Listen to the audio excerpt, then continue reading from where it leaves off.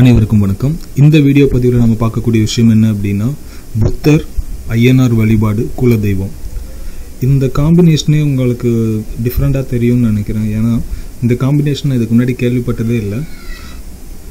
யாரும் அதிகமாக இதை சொன்ன மாதிரியும் தெரில. நான் இன்டர்நெட்லேயோ இல்லை புக்ஸ்லேயோ எதுலேயுமே நான் இதை படிக்கலை. புத்த மதம் அப்படின்றது இந்தியாவில் தோன்றி உலகம் முழுக்க பரவி இருக்கக்கூடிய ஒரு மதம்.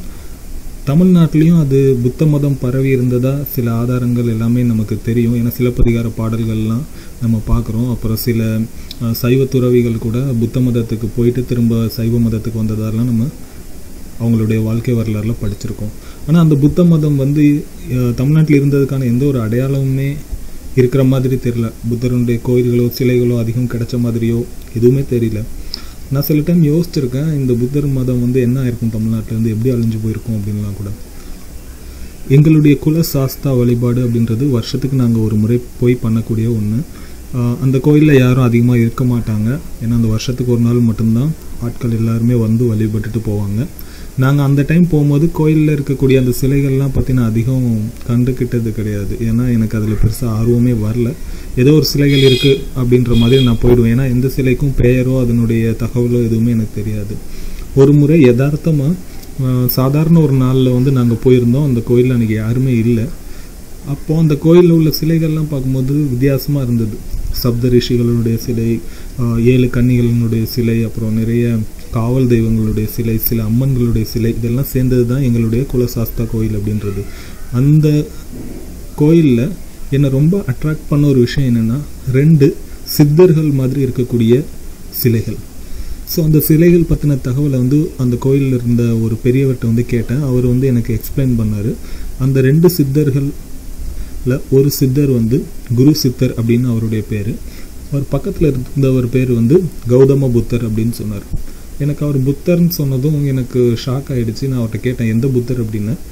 புத்த மதத்தை தோற்றுவித்து அந்த புத்தர் தான் தம்பி அப்படின்னு என்கிட்ட சொன்னார். என்னால் அதை நம்பவே முடியல. நம்ம எப்படி புத்த மதம் எப்படி நம்மளுடைய குலசாஸ்தா கோயிலில் வந்திருக்கோம் அப்படின்றது எனக்கு ஒரு மிகப்பெரிய ஆச்சரியத்தை கொடுத்த ஒரு விஷயம். அவருடைய கருத்தில் எனக்கு உடன்பாடு இல்லை. ஆனால் நான் அவர்கிட்ட முகம் எதுவும் காட்டாமல் நான் சரிங்க அப்படின்னு சொல்லிட்டு வந்துட்டேன். அதுக்கப்புறம் நான் சில விஷயங்கள்லாம் ஆராய்ச்சி பண்ணி பார்க்கும்போது இந்த புத்த மதத்தினுடைய அந்த புத்தர் சாஸ்தா ஐயனார்னு சொல்லக்கூடிய விஷயங்கள் மூலமாக வழிபட்டுட்டு வந்திருக்காங்க நம்ம தமிழ்நாட்டில் உள்ளவங்க.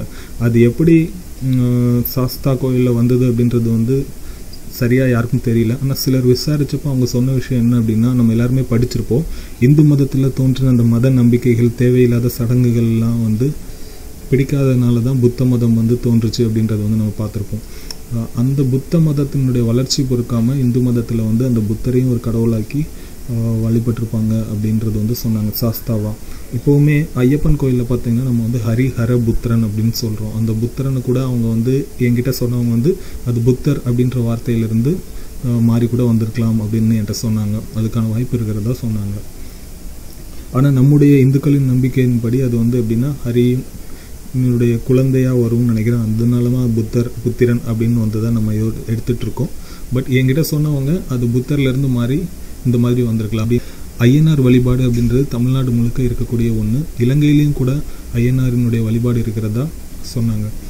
கிராம தேவதையான அந்த ஐயனார் அப்படின்றவர் ரொம்ப ஆச்சாரமாக ஏதாவது ஒரு சின்ன தவறு அந்த வழிபாட்டு முறையில் பண்ணால் கூட அதனால் சாமி கோபத்துக்கு ஆளாகும் அப்படின்றது நம்மளுடைய கிராம மக்களினுடைய நம்பிக்கையாக இருந்தது. இந்த வீடியோவில் எங்களுடைய குலதெய்வத்தில் இருந்த என்ன அட்ராக்ட் பண்ணினா அந்த 2 சிலைகளும் போட்டிருக்கேன். அதில் ஒரு சிலை குரு சித்தர். அவருடைய முகத்தை கூர்ந்து கவனிச்சிங்க அப்படின்னா நம்ம சாதாரணமாக சித்தர்களுடைய முகம் மாதிரி இருக்கும். அவர் பக்கத்தில் இருக்கிறவர் புத்தர்.